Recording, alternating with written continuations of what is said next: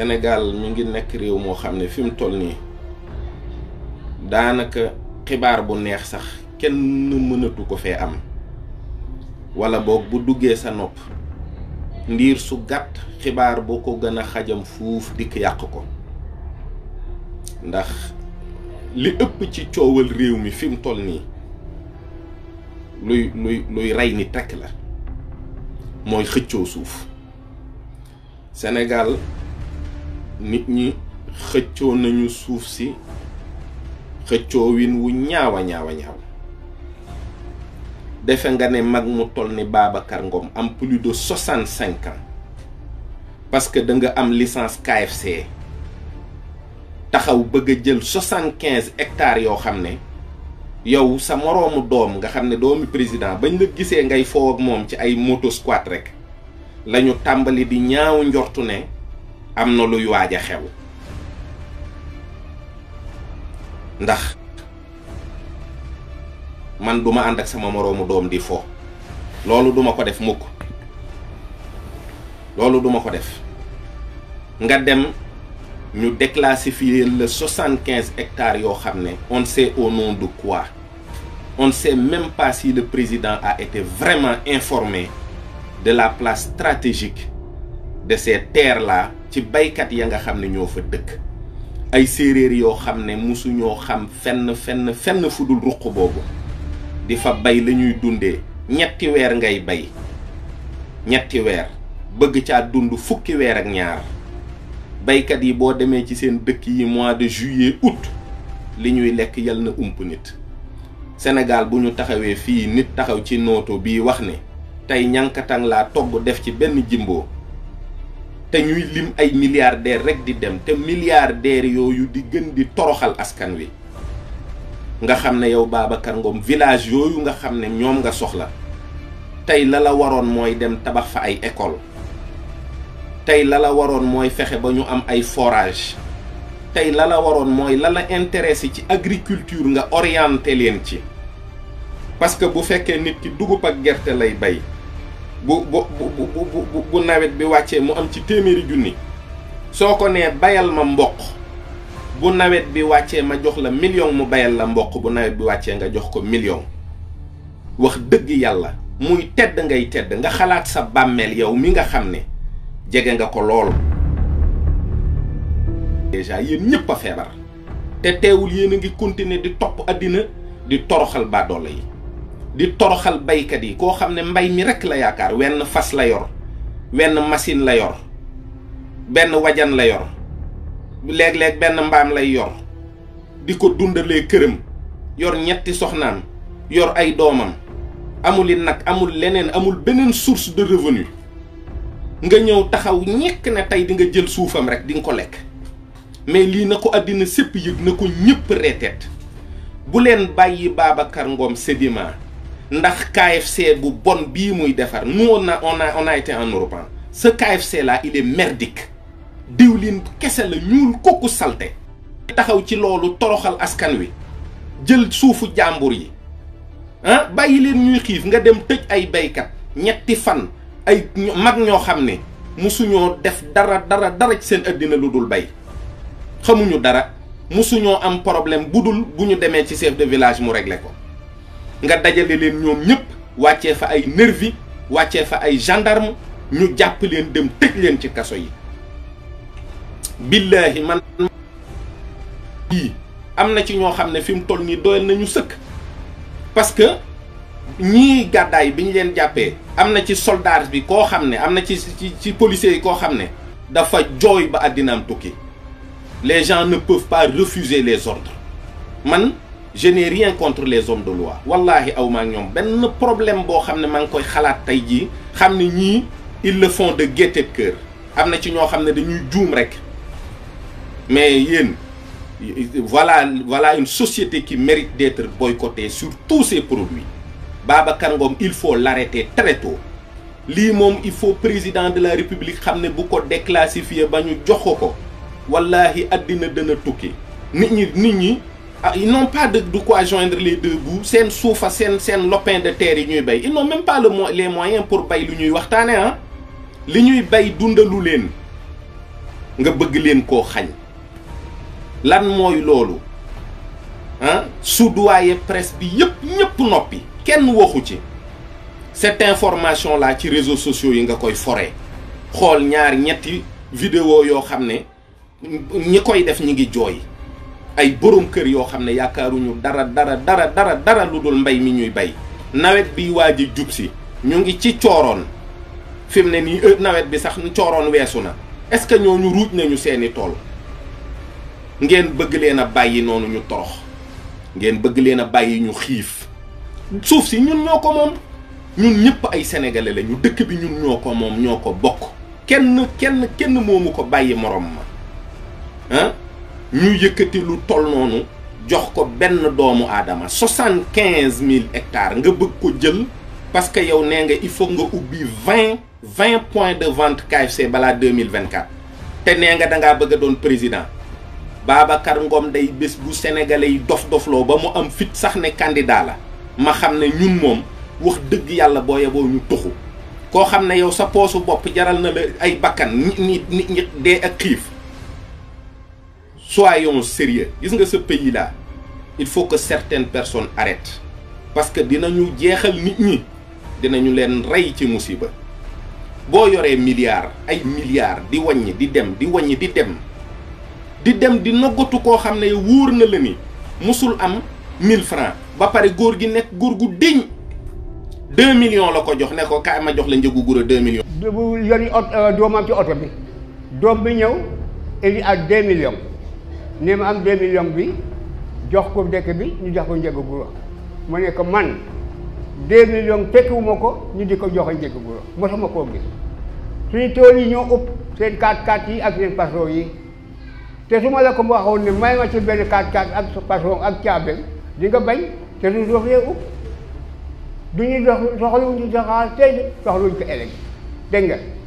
te 2 millions boobu yóbbu ko Carrefour Colobane ñi fa nit mel te néew doole mu nga fa yóbbu ko foofu bëgguñu 2 millions gisuñu tool yi te 2 millions bu soo koy joxe suñu tool yee tax ñu toog bu ñaari at ren gisatuñ ko mu jékki-jékki nag indi nag. ñu jékki-jékki bi gis salaam yi fees àll bi. kii wan na la ni ci dignitéem ak doyloom ne moom li muy liggéey rek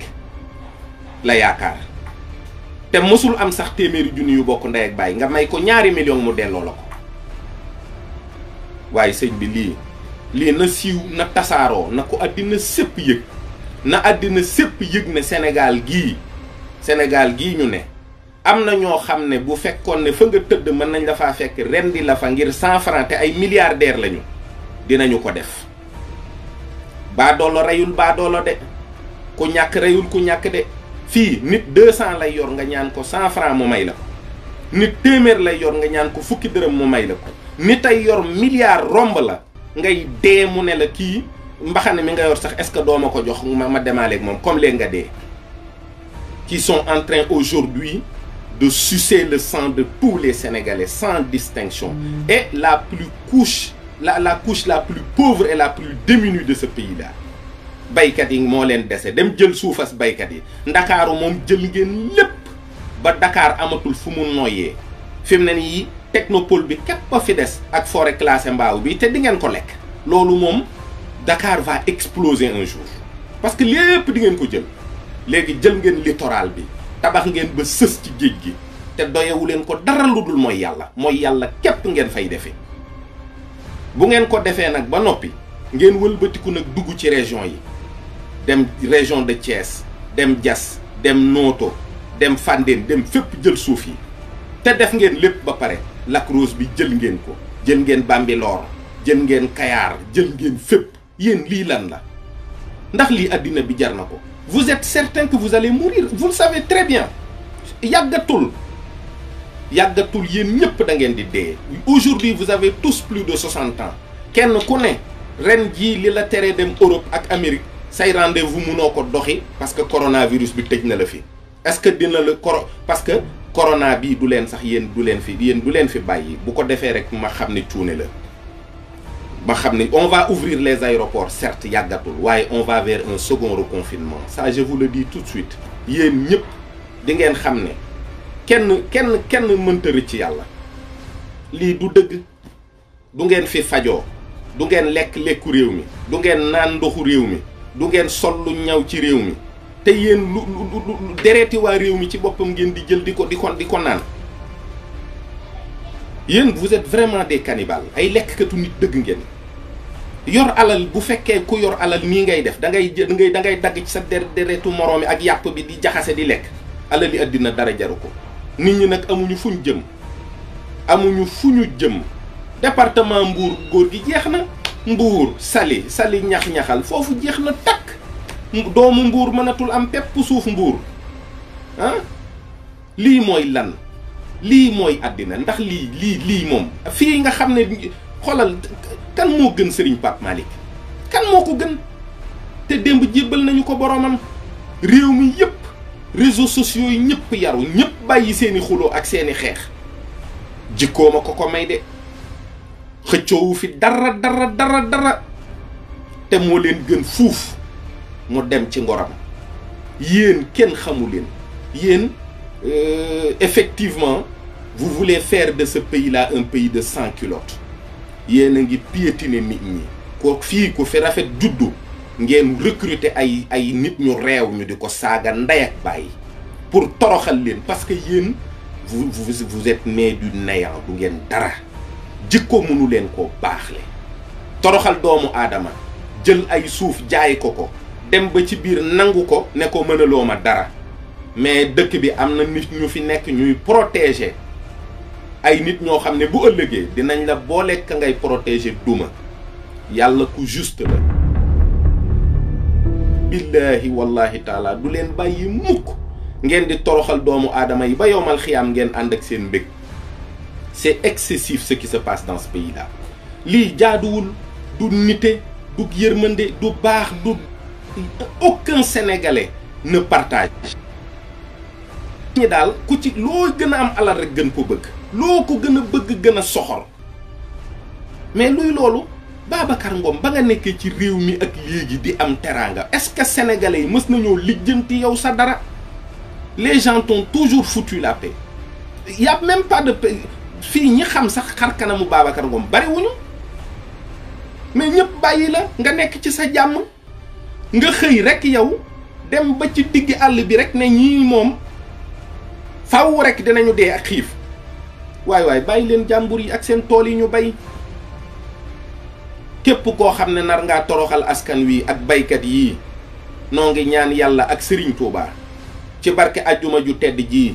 yàlla boo ko fekkee. ak koo mën a doon ak koo mën ak ku la mën a ngemb képp koo xam ne yor nga doole jëm ci baadoole yi jëm ci néew ju doole yi noo ngi ñaan ci barkeb Serigne Touba yàlla boo ko fekkee. yàlla boo am ndam yàlla bu sa teraanga barkeel yàlla bu sa njaboot baax yàlla boo bég te yéen sax bégu leen yéen tous vos enfants sont des drogués yéen seen doom yëpp échoué xale yi ñun drogué wuñu de. seen doom yi ñooy jënd ay drogue di drogué wu di rey ay nit ñu di leen tëj ci kaso yi quelque temps après ñu di leen libérer fii doomu milliardaires yu bulu vos relations incestueuses li ngeen di def lépp nit ñi xam nañ ko mais faalewuñ leen. góorgóorlu leen te xam ne am na bis boo xam ne kenn du ko bokk ak kenn. yàlla dana yónni ay junniy malaaka ñu tasaaroo ci àddina bi seet ba xam ndax li nga waroon a lekk ci kaw suuf si mu dugg ci sa biir bi lekk nga ko ba mu jeex tàkk. seet li nga xam ne moom nga waroon a naan mu jeex tàkk. ngelaw li ñu ne kii tuutee ko fi dese mooy fii mu tëdd ci kaw lalam bi rek ñu door a yónni ponkal mi mu wàcc. bàyyi leen àddina bii ngeen topp ami nit ñi di fo di xëccoo ay teraanga di si vos petites vanités là vos vaines parures les grosses bagnoles que vous avez. Vous croyez que les gens vous regardent parce que vous êtes heureux. Vous êtes dans vos voitures très malheureux. Vous êtes tout le temps préoccupés.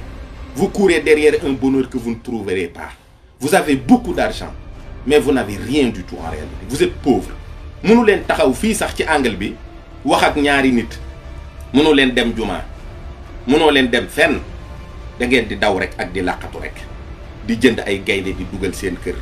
di jënd ay xaj yu ngande ay muus ay kaña lu ne ngeen di def te taxul ngeen am li ngeen bëgg te du ngeen ko am. vous ne serez jamais heureux. ñun dof yi ngeen di gis nag ñuy dem ci daayira yi di bokk ak li ñu am ak nit ñi di naan café di waxtaan noo leen gën a bég fuuf kuy dundee àq doo bég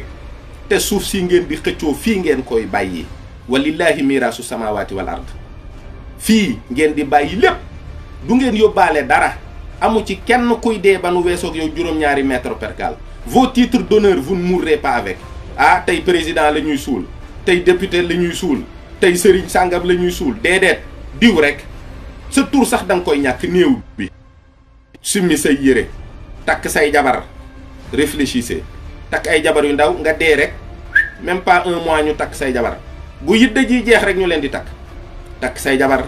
yow mii ak sa dignité ak sa la waa ji doon wax naa ñetti taat yi nga xam ne sa loxo rek a ciy dem boo faatoo moom la ñuy njëkk a laal mooy sa taat mooy sa taatu gaal ak sa taatu jabar ñett yooyu ku dee dinañ la ko làmbal dinañu làmb sa taat dinañu làmb sa taatu gaal dinañ làmb sa taatu jabar loolu nag bàyyi leen ci xel alal yi ngeen di dajale du leen jariñ dara tey du leen jariñ dara ëllëg dara du leen ko jariñ layoo bu bari la leen di indil te du ngeen yeey ndax jubu leen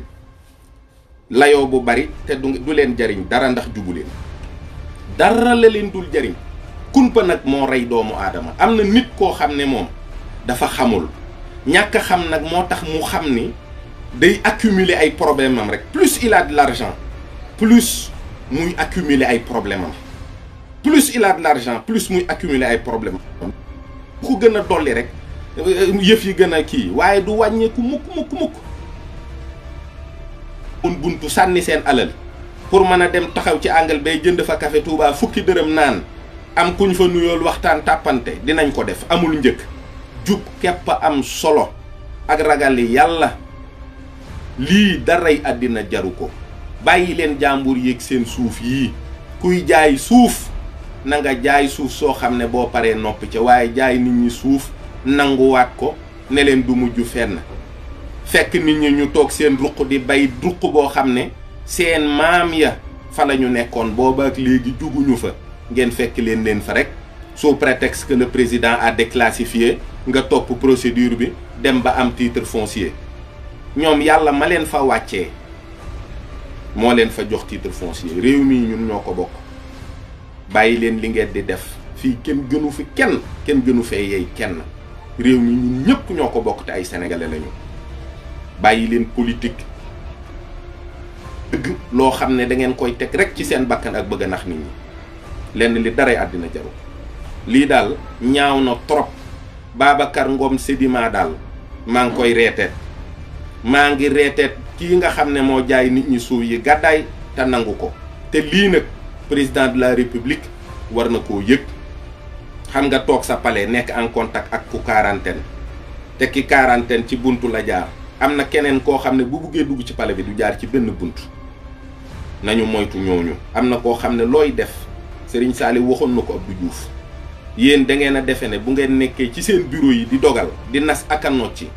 kenn du ci xam dara waaye am na koo xam ne bëtam mi ngi tege ci yéen mbëtt mooy def fu mu dugal bopp bi rek defe ne li des ci yaram wi kenn gisu ko